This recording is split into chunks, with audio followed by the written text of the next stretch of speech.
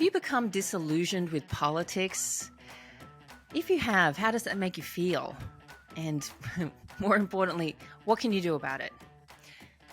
I have a really great interview today with two amazing, inspirational people who are really doing something about it. They are facing a lot of pushback, but they're also receiving so much support. And it is so inspiring and hopeful. And how did I find this story? Well, in my little local newspaper, I found it. And I was absolutely inspired and moved by the cover story, which I'm going to tell you all about.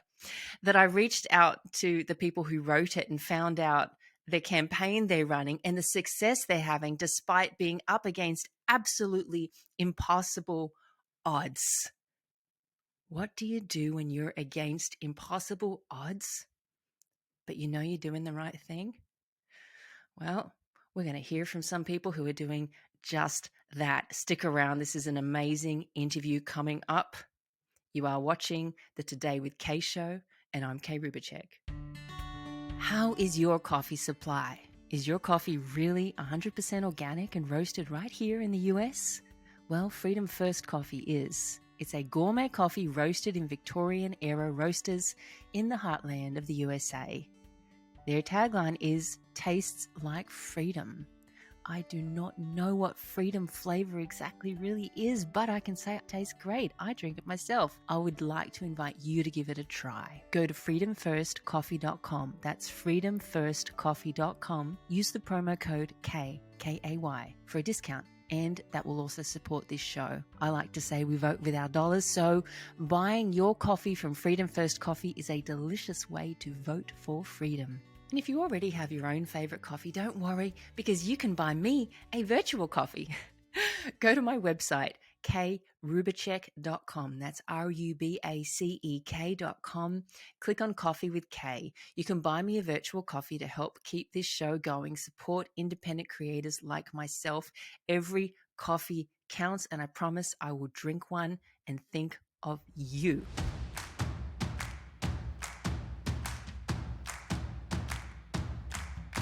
This is the commencement speech by Robert Beirle. I love starting with a story. The auditorium was hot and humid and the air was still. It was the worst time for the school's air conditioning system to go down. It was graduation day. The auditorium was packed with parents, grandparents, brothers and sisters, and on stage in front of them were the young faces of graduates finishing their last year of high school, ready to take on the bold new challenges of the world. This year, the graduation speaker was an elderly gentleman. No one in the class knew his actual age, but they guessed that he was somewhere in his 90s. No one wanted to slight the man from his moment of glory, but let's face it, a room full of antsy kids and no air conditioning made for some pretty anxious people. So what happened?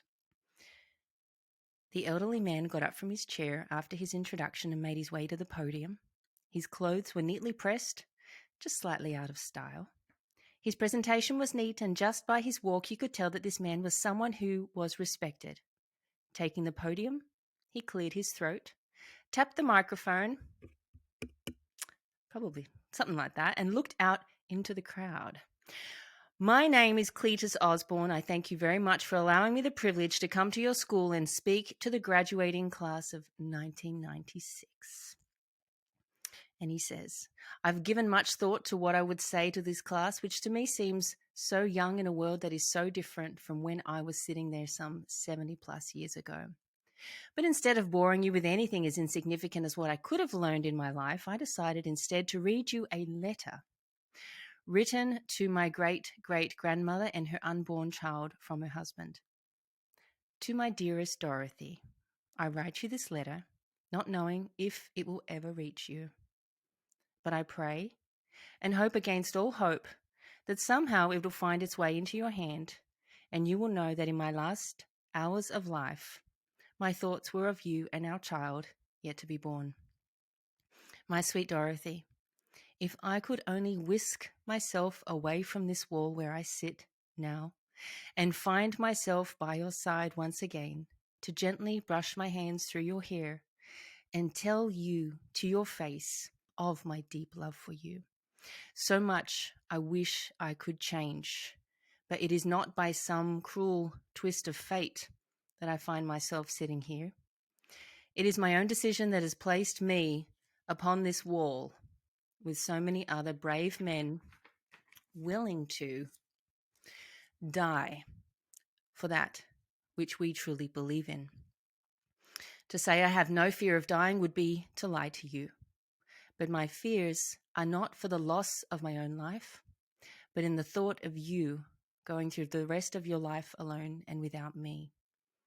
And the thought of our child never having a father to be with him, to bounce him on his knee, to roll with him in the warm grass, and to teach him the things that only a father can teach. I beg of you, my beloved, to make sure that our child knows it was not a cowardly act, but rather it was the belief in freedom and in independence that made me come to this wall and stand up to be counted. I want my child to know that there comes a time in all our lives that we must make sacrifices and put aside our own feelings, and that his father loved this land so much that he was willing to die so that his child would know freedom. I want our child to know that there comes a time when one must draw a line in the sand and say, this is ours, and we will not yield to any oppressor. The price of freedom is not paid with scholarly words. All too often it is paid with the blood of the innocent. I beg you to let our child know that I truly believe that the lives that have already been given here and that the lives that will no doubt be given tomorrow were not in vain. And the only thing that makes my pain, this heartache of mine, bearable, is to know I stand beside men of bravery and honor. My beloved, if I could only whisk away for one moment, one precious second, and touch your lips and whisper into your ear that I love you. My heart yearns for your sweet, sweet embrace. But this I know I will see no more, for the sun is beginning to rise, and it is now time for me to go. Oh boy, I'm getting a little teary here. We're almost done. Let my child know that his father died for that in which he believed, and the price of freedom must be paid time and time again. I consider it an honor to face this challenge amidst such brave men. I must go now. The drums of war are beating. I pray that someday you may read this letter, my love, and know that I always truly loved you. Signed, Zachary Osborne. Cletus carefully replaced the letter into its envelope. He faced the graduation class and he said, the wall that my great-great-grandfather spoke of in his letter was the Alamo. The Battle of the Alamo was fought for the independence of Texas. 182 men fought the Mexican army, whose numbers were approximately 6,000. I want you to think about this. Who here, if called upon to face such overwhelming odds, would stand up and be counted? This is a reality that you will have to ponder as you strive to make this world a better place. You are now at the moment of celebrating life and liberty in the pursuit of what you hope to be your happiness. All I ask is that you never forget the men and women who sat on the wall to preserve that right for you. Cletus turned to the podium, turned off the light, and returned to his chair amidst a thunderous applause. Now, I'm going to introduce you to Robert and Dorothy Beirle, who actually published this publication, Our Town, that I found this story in. And not only do they publish it, they have taken the step of now, this year, well, you're going to tell us what you had to do. For the 28 years that we've been writing Our Town, we write stories like this, original stories for it. As our kids were growing up, it was some comical things with family life. We talked about politics and just life in general. And there were plenty of times when we were inspired to write patriotic stories because that's what we feel. And That's what we believe in. So over the 28 years, we are conservatives. At one time, we considered ourselves Republicans, but like so many of us, we don't anymore, just because it's not like we left the Republican Party. The Republican Party left us. And Dorothy and I, throughout our time of doing this, first off, we're private people. We bought a piece of property back in the mid 70s that you can't even buy a pickup truck now for what we paid for this. We built a little cabin when I got out of the military. We lived 3 years without electricity, no cars, had horses, hauled our water from an artesian well for 12 years, and started generating our own electricity, and eventually went onto the grid about 12 years from that point. So we started the magazine. It was just supposed to be for the little town we lived in, but it just grew. And they're all over New York, New Jersey, Pennsylvania, subscriptions all over. But the foundation of the publication is what we believe. We believe in freedom, true freedom, not what gets disguised as freedom today. And through our writings, we were always hoping that we could inspire somebody to step up to the plate and to have the courage to say what has to be said, and to stand on that wall and to do what has to be done. But unfortunately, we found out that most politicians are Dr. Jekyll and Mr. Hyde. They present themselves to us as Dr. Jekyll, this very nice person who does all these great, marvelous things. And we're like, wow, this is great. And then when they get in there, they're Mr. Hyde. And in our last story, Dorothy spelled Hyde like H-I-D. You're right, the Hyde. Yeah. Because then we don't recognize him. We're like, who the hell is this? You're not the person we elected. And no, but this is who they really are. And so during these campaigns seasons, we're just inundated with lies. And that's what it is. It's lies. These people are not telling us the truth. And Dorothy and I are, we're getting older. Dorothy's 94. And no, you're looking great, Dorothy. Is, really impressed. We're in our late 60s. Let's just say that we're in our late 60s. Sunday we put up 130 campaign signs, and this is PA. PA dirt is another word for rocks. So you got to take a driving bit down into the ground before you can put your signs in. Bob and Dorothy are in Pennsylvania. They're in the 139th district. So there's a lot of rock where they are, and they have been out campaigning every day. Tell us how before you tell us about the campaign and what you've had to do in the campaign, tell us how you got to this point. It was like, I don't want to take my last breath and think that I didn't do everything that I could to try to make things right. And I talked it over with Dorothy. We had a conversation with our boys. We made peace with them. We made peace with each other, because what we're trying to do is, it's not what the politicians do. We're running a campaign. We announced in our town that in January that we were going to do it in the 139 district, and we got word back immediately from the Republican Party that they said, the quote was, "No way in hell they would ever let us win the primary."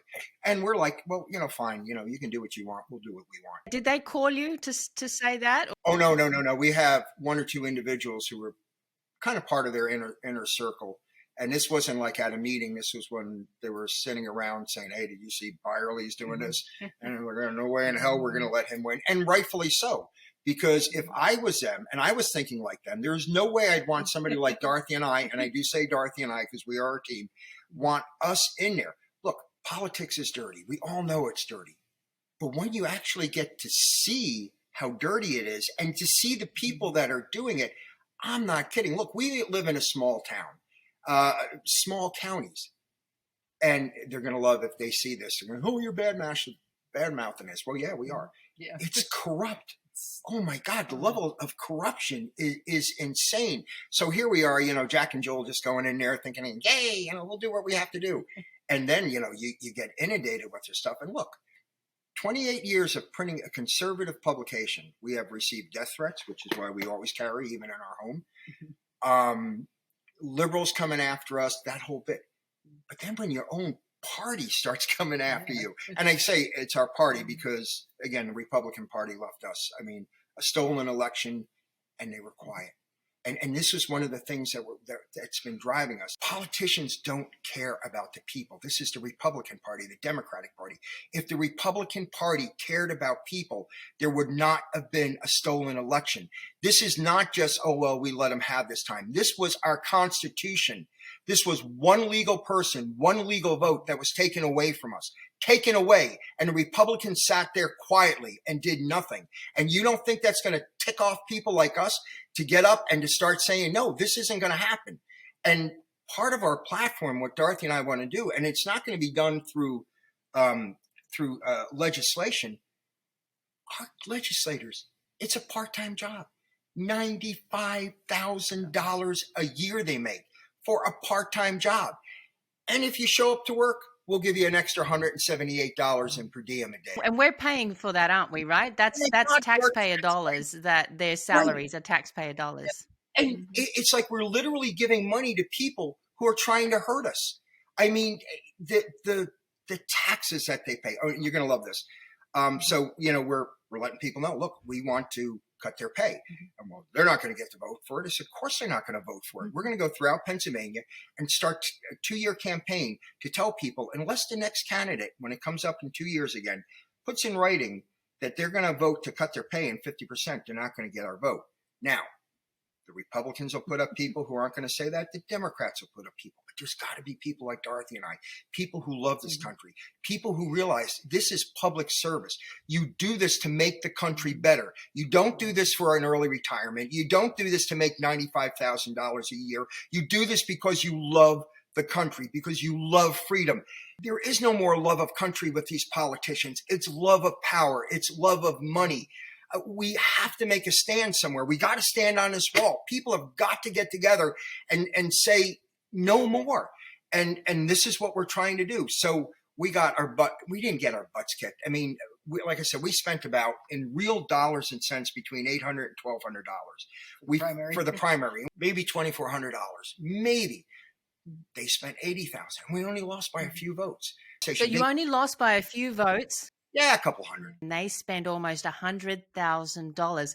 Friends, you're listening to this because this is an inspirational story of what can be done at a grassroots level. If you think you have no power as an individual, then you've forgotten who we the people are and what that stands for. So we are talking with Bob and Dorothy Beirle, and you are watching the Today with Kay show. I'm Kay Rubacek. We're going to be back in just a moment.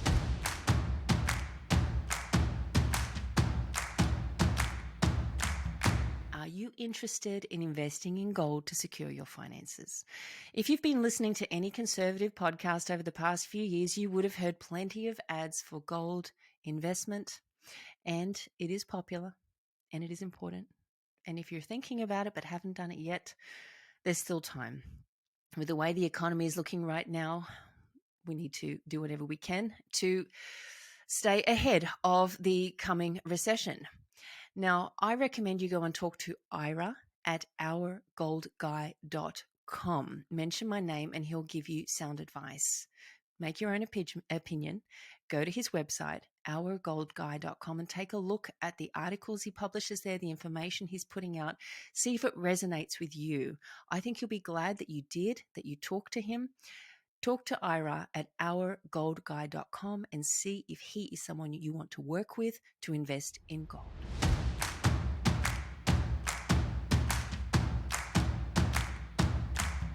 I'm so honored to be speaking with Bob and Dorothy Beirle. This is grassroots at its best, and they told you no way in hell. Oh, okay. I like this story. Okay, please continue. Well, here's some of the reasons we lost. The primary system, they're supposed to remain neutral, but they don't. They have their guy. Their guy was Joe Adams. Joe Adams is a fantastic politician. Now, if somebody said that to me, that's fighting words. That's not a compliment, calling somebody a great politician. I mean, that's like saying, well, yeah, he's a good murderer. I mean, it's not a compliment. So they were telling people I was dishonorably discharged from the military. Where did you get that from? No, I wasn't. The Republicans were going to, if a Republican owned a store that our publication was in, and they were voting for Adams, they were removing our publication. And not only that, when people were going to ask for this, and I didn't believe it, but we sent one of our accountant down. He lived in Pike County. They were telling them we're out of business and we're no longer printing the Our Town. This is the Republican Party. Plus, there was some backdoor support for a third candidate. Dorothy and I don't want to do this. There are mornings we get up to run for this. Why are we doing this? Because we know what we're going to have to do. We actually had a conversation after the election, and they couldn't understand how we got so many votes with spending so little money. Look, we got a publication. People enjoy it. People like it. People in the area, they've known us for 28 years. They know we're not just saying something for politics. They've read, I mean, we've done hundreds of stories like this. They know what we feel. They know what's in our heart. So when we were talking to these people, to one of the individuals engaged with the Republican Party, and I said, guys, you said I had dishonorable discharge. You said did this, you did that. And he looked at me and he said, this is politics. Put on your big boy pants. Now, I wasn't mad or anything, but I looked over at Dorothy and she had this little smile on her face and she winked. It's like, okay, here we go. So we started a writing campaign. And right away, our writing campaigns are almost next to impossible to win because you're going against the party, and your name's not on the ballot. And your name's not on a ballot. And you don't have any money because we never asked for any money when we did this. So we put it in the Our Town. We said, look, we're thinking about doing this. I said, if you want to support us, we'll take no money from any type of group or any type of organization. But if you want to support us, support us. We started getting letters in. We read the letters that people were sending us. Right, amazing. So you're getting a lot of support. Right. Not only from Pike and from Wayne County, but from across the country. We're putting out our signs. People are literally stopping alongside the road to talk to us, which it is inspirational. But please understand what we're trying to do. If we get down into Harrisburg, if we're blessed by God and we win, and so many people said, oh, we're praying for you to win. I say, no.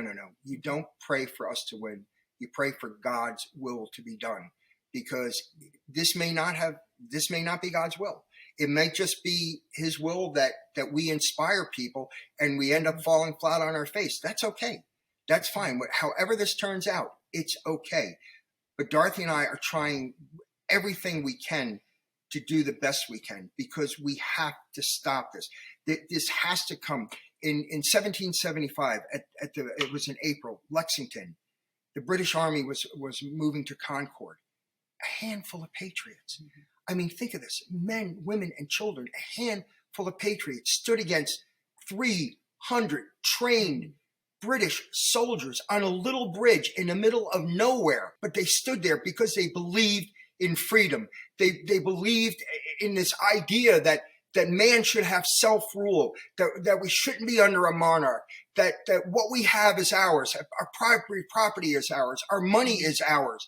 This is what America is. This is what we're supposed to be. We're nowhere near that now. You look at what we've become. We've become bastardized. I don't know if I can say that, but I'm sorry. We become bastardized. You just did, and it's fine.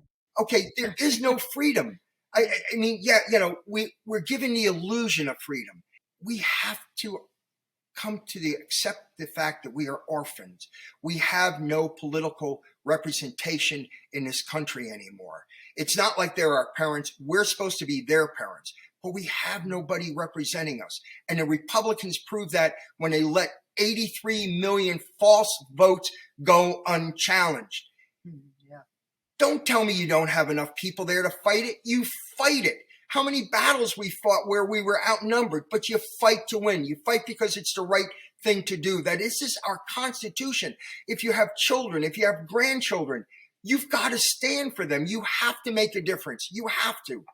And this is what we're trying to do. In our small way, it's a small bridge in the middle of nowhere. Our first miracle is to win a write-in. Our second miracle is to spend 2 years trying to inspire people in Pennsylvania to get up off your duffs, to stand against the Republicans, against the Democrat, to introduce people to how easy it is to win a write-in ballot, to sidestep these two powers that are literally our monarchs anymore. I mean, we They take our money. They take everything. Bob, I love your passion. I think this is, you're inspiring courage, you too, Dorothy, and you're inspiring courage in me. You're inspiring courage in all of your readers and hopefully in all of my listeners and viewers as well. What other inspiration can you give for the people of America today? To understand that we are united as a people, and even though both parties are no longer representing us, if we win this battle in this little obscure 2 counties, I mean, don't think it doesn't mean anything. Anytime, if you win a battle in Florida, if you win a battle in Michigan, wherever, it's a battle for all of us. They fought on that bridge, not for Massachusetts. They fought on that bridge for all the colonies. When we fight, no matter where we are fighting for freedom. We are fighting for the American people. We are fighting for the Constitution, not for the Republican Party, not for the Democratic Party. We are fighting for we, the people.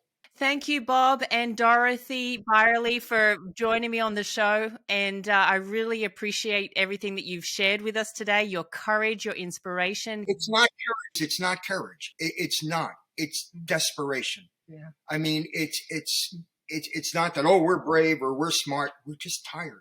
We're tired of what the political system is, and we are not going to give up without a fight. That's just being ticked off, old, and ornery. Yeah. Well, there you go, folks. How are you feeling right now? Are you feeling ticked off? Are you feeling courageous? Are you feeling beaten down? Well, here's a solution. Take a look at what Bob and Dorothy are doing and look at what you can do in your environment, wherever you are. You have a heck of a lot of power and you probably don't realize how much you do. So take this as an inspiration. I love talking about solutions on this show and getting back to positivity because there's so much bad news out there, but don't let it fool you. We have more positivity and power than any bad amount of bad news in the world, and we will be able to overcome with that, I believe, very strongly. You have been watching or listening to the Today with Kay show. My name is Kay Rubacek. Please check out my website, kayrubacek.com. Do all those things, like, subscribe, share. If you're listening on a podcast, click the 5-star review button. Don't bother with any lower reviews. I will never be offended, but they only like the 5-star reviews. That's just how the algorithm works. So just go for that, please. I appreciate you, and I appreciate your time spent with me and with our 2 wonderful guests today. I hope that was inspiration. Whether Bob thinks it's courage or not, I say it is. And to you, I wish you courage for now and into the rest of this year. We have interesting times ahead. I'll see you next time.